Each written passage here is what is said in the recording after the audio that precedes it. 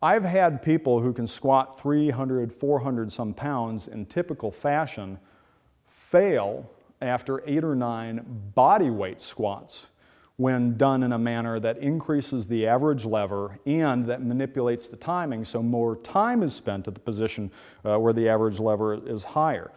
For example, basically it's the exact opposite of how most people squat. You see most people squat, it's this kind of a thing.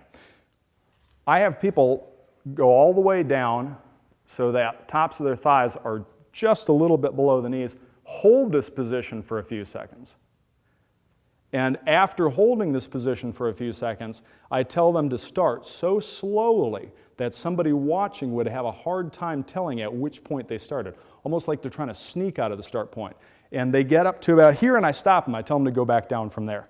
Now this is about as low as most people go. This is about as high as I let them go, and then back down. Now, I've done this a bit, so I can do it while talking. A lot of people are losing their breath at this point. This makes a huge, huge difference, that pause in the bottom and that slow start. It's the exact opposite of what you see most people doing with a barbell on their back during the gym.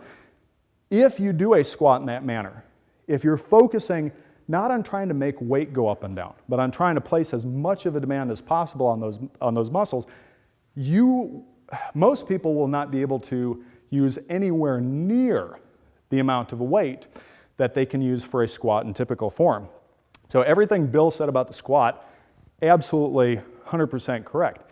For most people, it is a dangerous exercise for the back, but that's because of the way that most people perform it. If you do it similarly to the manner that I just described, you won't be capable of using much weight. Again, I've had people who could squat now I'm starting to feel it, 400 something pounds for reps that failed after about 8 or 9 of those.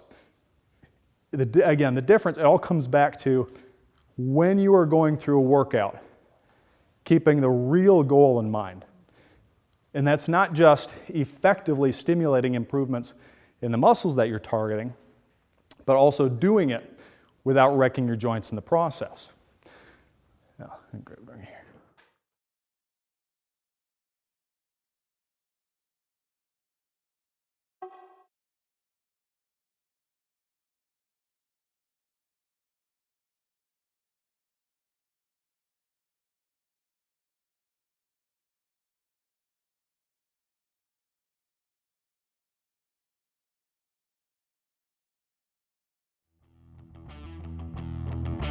And his philosophies of life.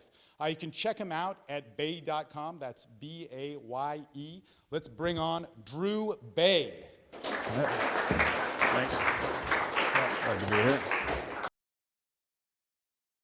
Aspect of thinking about exercise that's important is differentiating between exercise as a stimulus rather than a producer of improvements.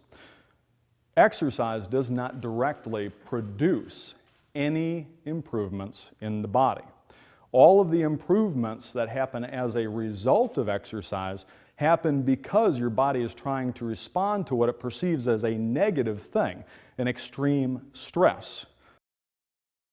That strength to be able to move that weight. Now with every repetition, you're going to fatigue a little bit so that the amount of force you can produce gradually attempt to move it again. If you were to take a very heavy weight and lower it slowly, and as you approach the bottom, gradually slow to a stop, and then very gradually begin to lift it, it was